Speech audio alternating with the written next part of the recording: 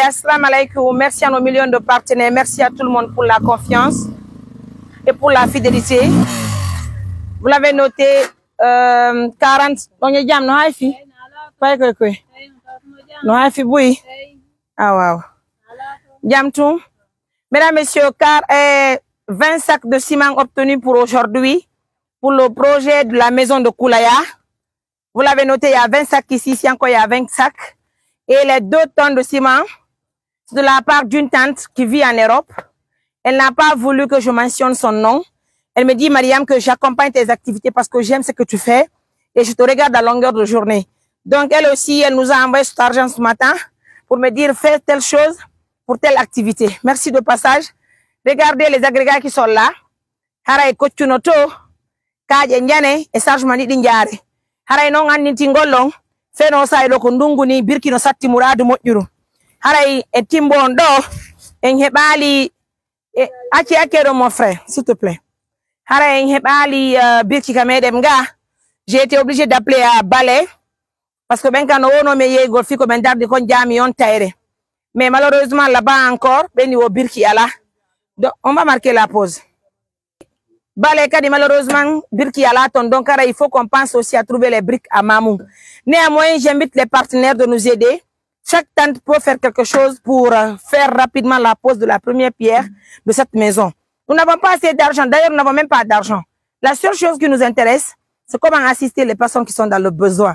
Je vous dis, c'est la 9e maison. Avec assistance cimentaire d'urgence, rien n'est impossible avec la volonté divine. Regardez les agrégats qui sont là. Aujourd'hui, nous avons commencé à envoyer les ciments.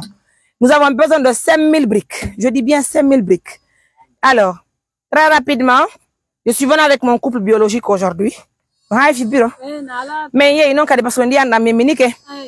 Aray me ngaddi no disi mangido. Musi ya me waliti me hande kadi.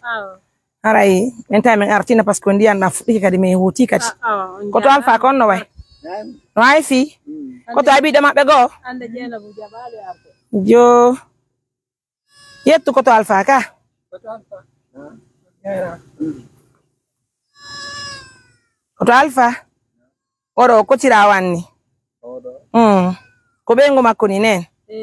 Ko be do men darani sun mbiro be do men darani sun dun ta masere ara ko ro jombi de balle ko be nguma koni lamana na yettube jara manen anala Allah jinde be jamma jere amin ko rabbe bobo be wuro be barka Allah ko amin hara yande tabe yawno mamu ay non tay Allah ko ekkira be to min mi yardo e mabbe ga mi gaen do mi nattabe ka mabbe nattabe sere ka petit pari mabbe koto haray ko be do jibini odo o kana mari mingiraabe yido en non kali foko nawnu be amin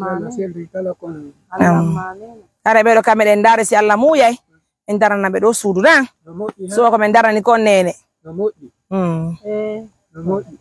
ala ton Amin. Amin. Merci pour les prières. Merci, ça fait plaisir. Donc, holle be kisanga si mangi dinata hara wala aldi kaledi. Ara so di poreji. Woko ma wade pore ti tandian na wiccio. Ant.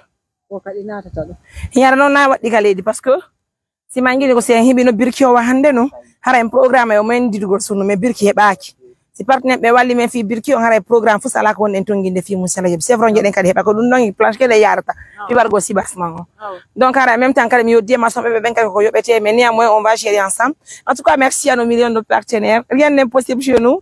2 tonnes de ciment obtenues, ça doit être 6 tonnes de ciment, 5000 briques, ça va aller. Je suis avec mon couple biologique aujourd'hui à Timbo. Quand on gila heba dali Timbo ni ari kono ko ka ko juli ka juli de Timbo juli tan hino da ayinde baawma hande no ngari ka don no wete ko to baylu moynete hala ni bende mare ko to baylo angwe ankay gono intera nana ko lamarana minete ko mingi numa ko lamarana intera ka ko honno innete da ko na mingi numa ko honno innete da ko honno innete da ji ko lamarana minete lamarana nene mi farka de njomma nan ko to angabe ngo awa fere bike fala dimmo awa fikko to an awa Ayo lamarana heɓa ɗimmo. Si lamarana heɓa ɗimmo. Mi anda tun so jaɓay Sina. O jaɓay. A jaɓay Sina on chéri? O jaɓay. A jaɓay Sina? Nee. A jaɓata ko la a jaɓay Sina? Fanki ɗum ɗon de. Ka ko tun jeemodi makko. Kon tun jeemodi ma ka? Aha. Hey, ɓayde Sina ma no arde. Donc sa tawi a jankaki la mim ya e fayɓe ma. Deuxième femme jon hara no arde. Ko mi wonɗa jeejude, mi wonɗa multude, inna mawdu ma ko biru ma ɗon hara ngana jombane kota. Sina ɗum deuxième femme on hara. Bima tan ma kota ni ma ɗi mo nyanta ɗum do jola baɗo. O jiwa men no foti. O yiɗi kadi modi makko moƴƴanon ne. Yettude Allah Allah hejjindinɓe jam moƴƴere. Koto joni mais arno juste adugo sima